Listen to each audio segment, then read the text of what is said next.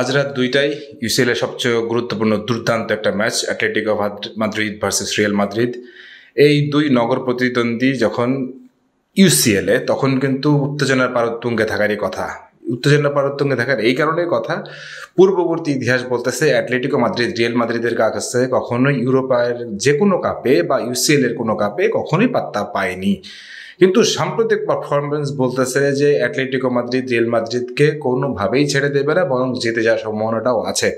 যখন Julian Alvarez হচ্ছে সেই তারকা যেই দলেই গেছে সেই দলেই কোনো না কোনো কাপ জিতছে এবং কোনো কাপ জিততে পারে। হুলিয়ান আলভারেজকে নিয়ে দিয়াগো সিমেনে যেভাবে স্বপ্ন দেখতেছেন, তাতে অ্যাটলেটিকো মাদ্রিদ যদি রিয়াল মাদ্রিদকে হারাই দেয়, সেটা তাহলে বলতে হবে যে তার ভাগ্যে ওইটা লেখা ছিল। কারণ হুলিয়ান আলভারেজের ভাগ্যে সবসময় জয়টাই লেখা থাকে এবং লা লিগাতেও হুলিয়ান আলভারেজ সেই কৃতিত্বই দেখাচ্ছেন এবং সেভাবে অ্যাটলেটিকো মাদ্রিদ আগাচ্ছে।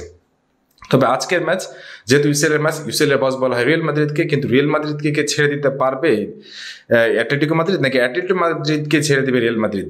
কোনটা আপনার কাছে মনে হয় যে রিয়াল মাদ্রিদ জিতবে নাকি অ্যাটলেটিকো মাদ্রিদ? অবশ্যই কমেন্ট সেকশনে জানাই দিন। সবাই ভালো থাকবেন, সুস্থ থাকবেন, আল্লাহ হাফিজ।